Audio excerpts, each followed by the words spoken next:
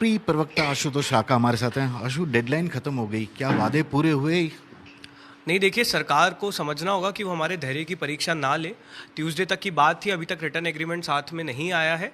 सरकार जल्द अगर रिटर्न एग्रीमेंट नहीं देती है तो हम फिर से प्रदर्शन करने को मजबूर होंगे और ये प्रदर्शन 20 जुलाई से ज़्यादा बड़ा होगा। इसका मतलब ये है कि जो आप शक्ल देख के दो सेंट्रल मिनिस्टर का एग्रीमेंट की घोषणा की थी और उसके बाद कहा था कि आंदोलन खत्म होगा, वो जल्दीबाजी हो गई?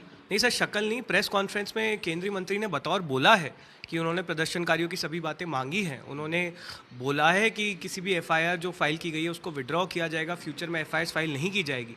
हाँ, आप ये कह सकते हैं कि केंद्रीय मंत्री की बात की कोई वैल्यू नहीं है, जिसका मतलब ये हुआ कि सरकार में किसी की बात की कोई वैल्यू नहीं है और फिर सरकार का कोई मतलब नहीं है, जो अपने आप में एक बहुत बड़ा सवालिया निशान है। कब तक आंदोलन फिर से करने पर मजबूर हो जाएंगे आप, क्योंकि बोल रहे देखिए, हम करें? सरकार को पहले ही बोल चुके हैं, हमारे जो लोग संपर्क में हैं उनको भी हम बोल चुके हैं कि द क्लॉक इज टिकिंग, आप जल्दी जवाब दीजिए वरना हम अगली डेट अनाउंस कर रहे हैं। ठीक है, पार्लियामेंट का आपने देखा ही होगा, राहुल गांधी लगातार कह रहे हैं कि अमित शाह को जवाब देना चाहिए, पैलेट गन किसने चलाया, छात्रों पर अटैक किसने किया, इस तरह की।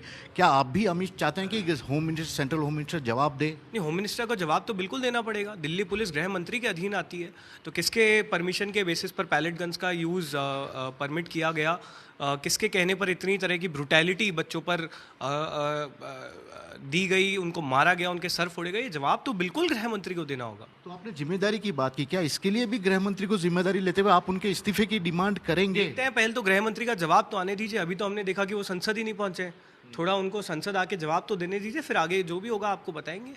लेकिन सरकार पर भरोसा है अभी आपको, क्योंकि कानून भी सरकार ने पास कर दिया, तमाम तरह के भरोसा भी आपको? देखिए, कानून पर हमने अपनी प्रतिक्रिया बहुत सीधे तौर पर रख दी है। आपने पेपर लीक होने के बाद सज़ा की, पेनल्टी की, फास्ट ट्रैक कोर्ट्स की बात की है, लेकिन रोकने के लिए आप क्या कर रहे हैं इस बारे में आपने कुछ नहीं बताया।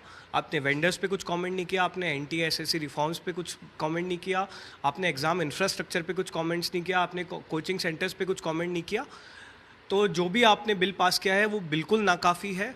आप चोट लगने के बाद मरहम की बात कर रहे हैं, लेकिन चोट ना लगे इसके लिए आपने क्या किया है, इस बारे में आपने अभी तक कोई बात नहीं की है।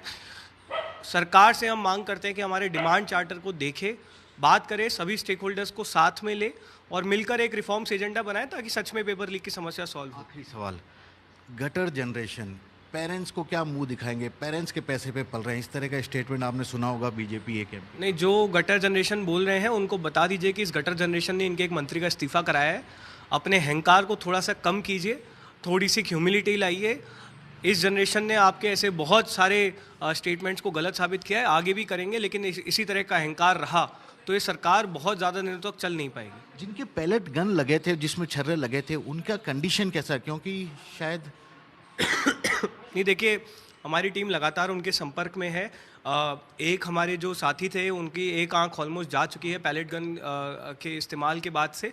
हमारी टीम लगातार संपर्क में है और हम एक भी पुलिसकर्मी जिसने अपनी मर्यादाएं लांघी है उनको हम माफ़ नहीं करेंगे।